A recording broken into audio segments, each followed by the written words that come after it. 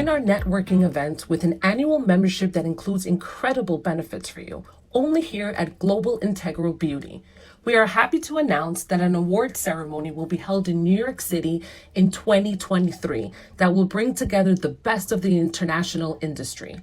Global Integral Beauty Expert Awards will honor the achievements of global leaders and professionals in the health, wellness, and aesthetics sector. Each year, Global Integral Beauty will identify new experts who have impacted and transformed the integral beauty industry with their exceptional track record and multidisciplinary work to enhance the positive image of the integral beauty industry.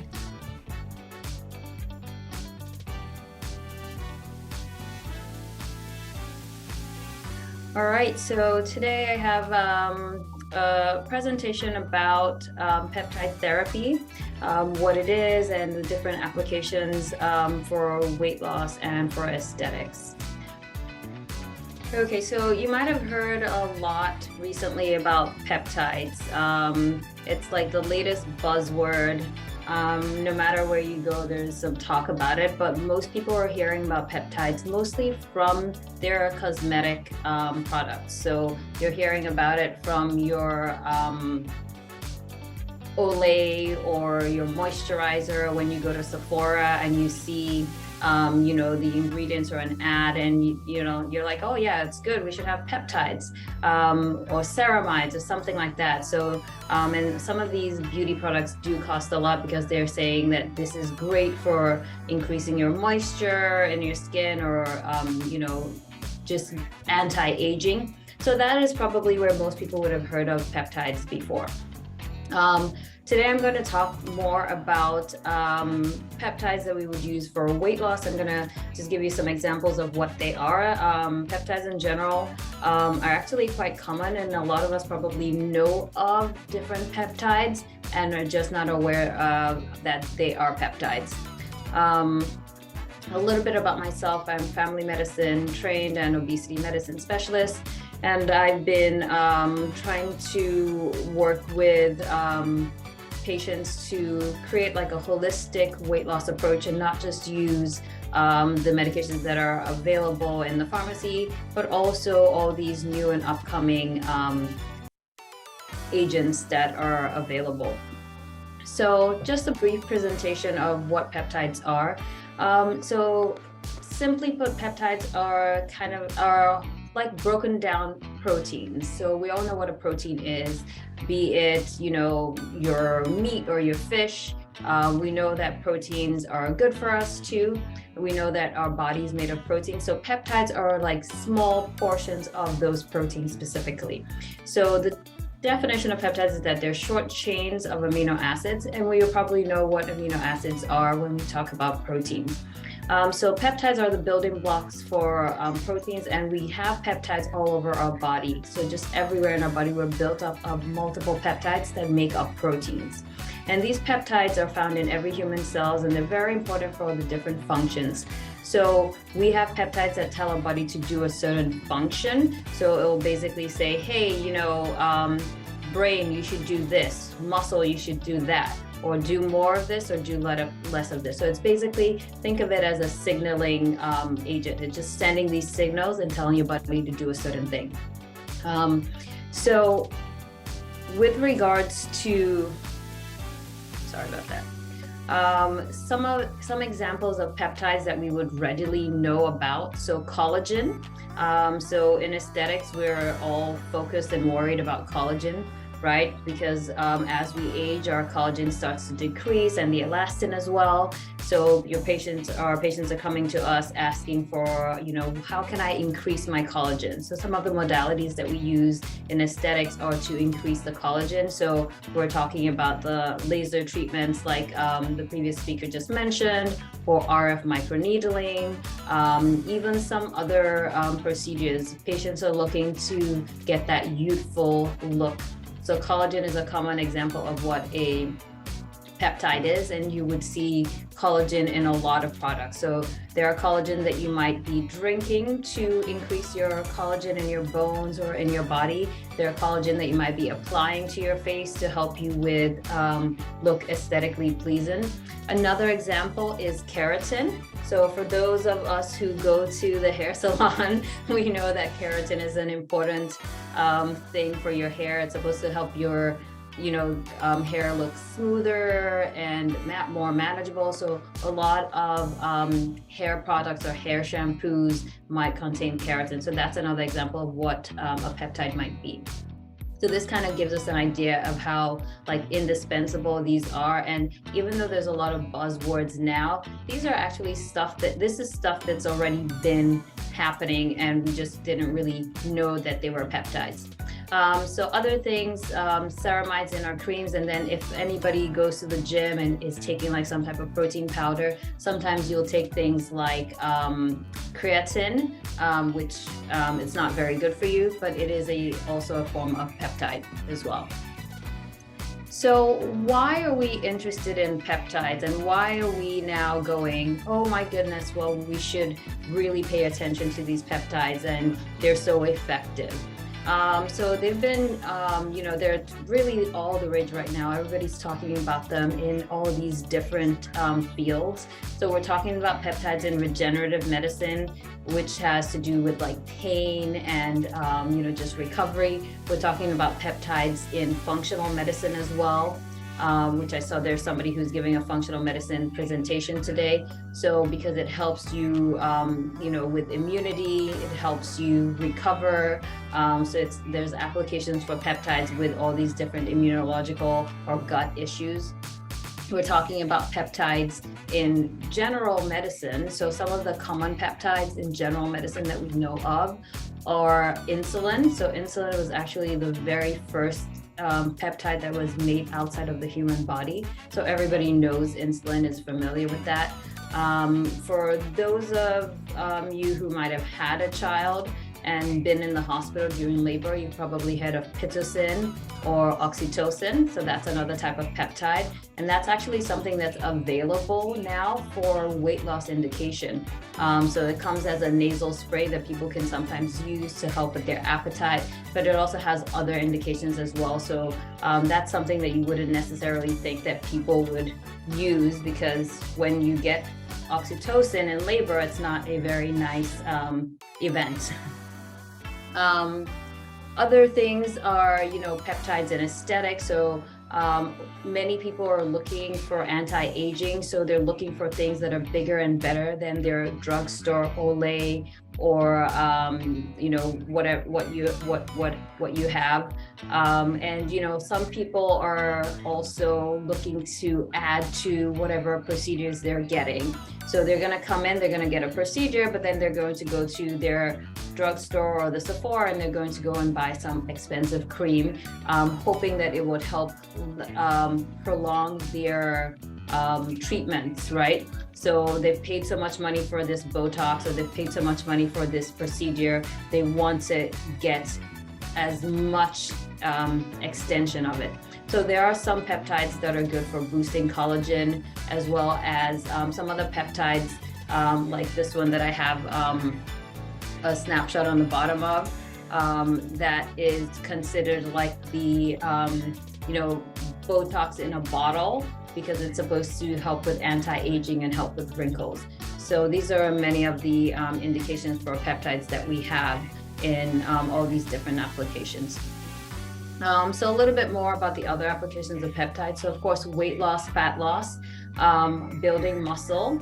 There's also that cosmeceutical, which we talked about. So not just the ones you buy in your pharmacy, but actually as your patients would come to you to discuss their aesthetic needs, you might want to suggest some types of peptides to help not only stop the aging process, but also to just kind of improve their collagen and to give them better outcomes.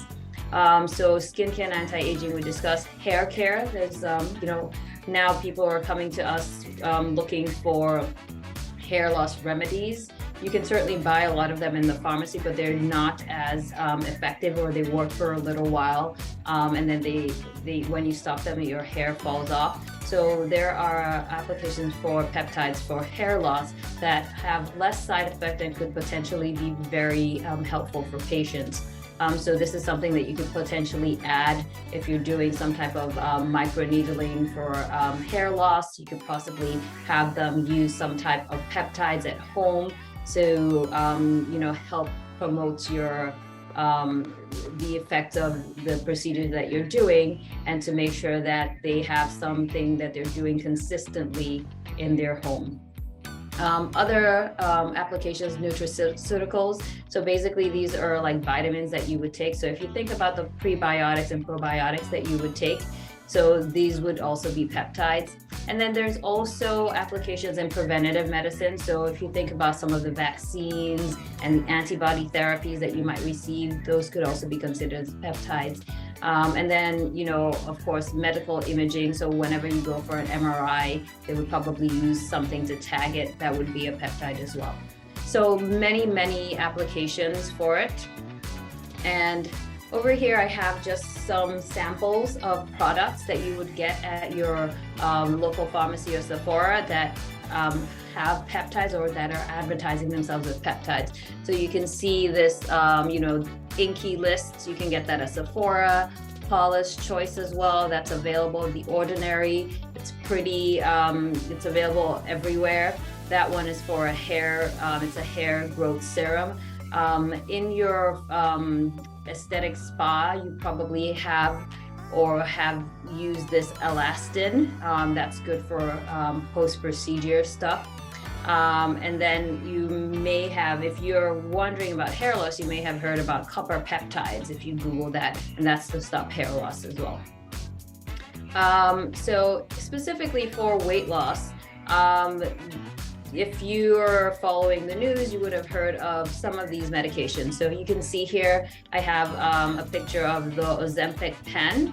So guess what? Semaglutide and some of these weight loss medications are actually peptides too. So that's another example of a peptide that we may not necessarily be thinking of. So I have here some lists of what the available choices are for weight loss. These are come in mostly as injection format, although some of them may be available as a pill.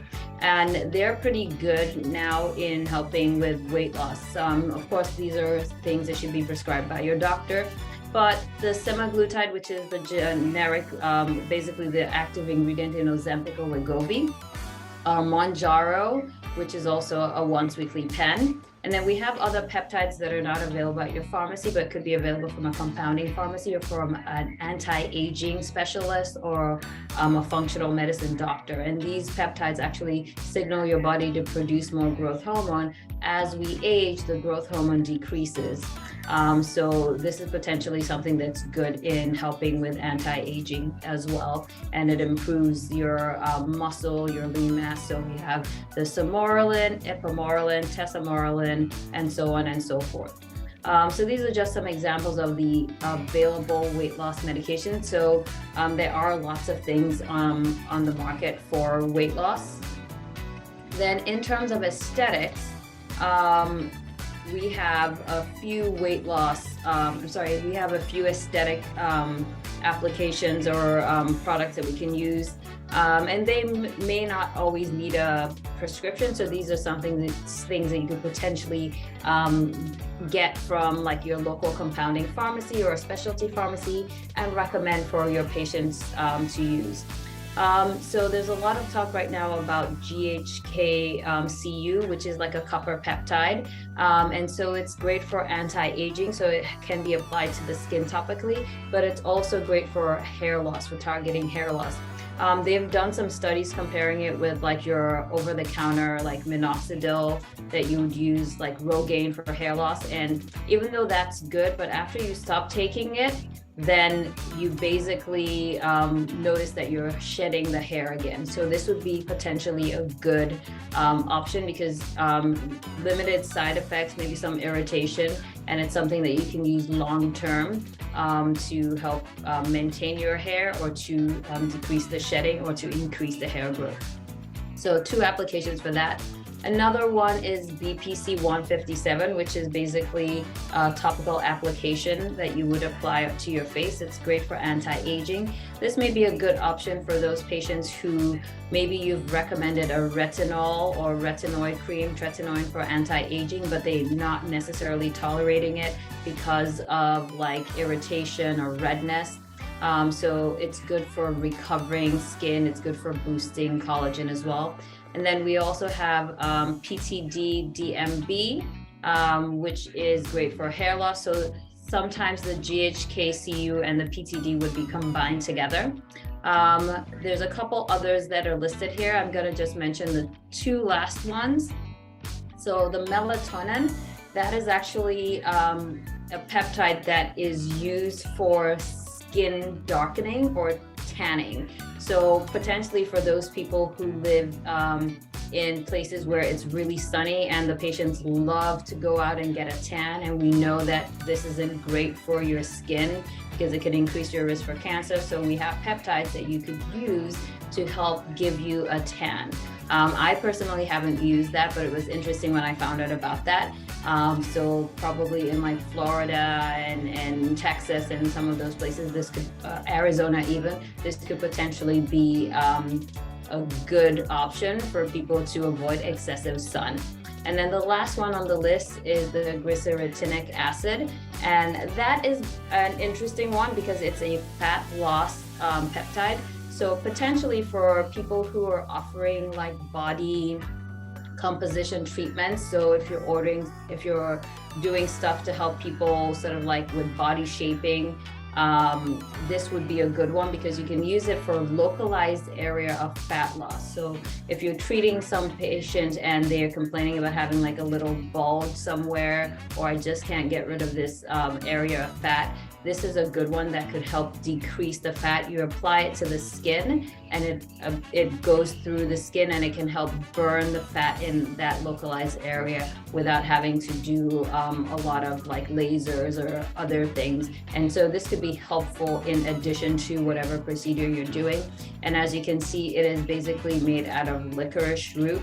And then we also combine it with another medication called aminophylline, and these are topical applications. So don't want to take up too much time, but that's generally what I have in terms of like updating on what is new in the aesthetic and weight loss world, and I'll be happy to take any questions.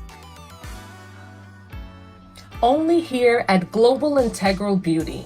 Global Integral Beauty magazine specializes in developing current issues in the health, wellness, and aesthetic sector, with exclusive interviews, innovative treatments that lead the market, professional information, and the latest news from the world of integral beauty.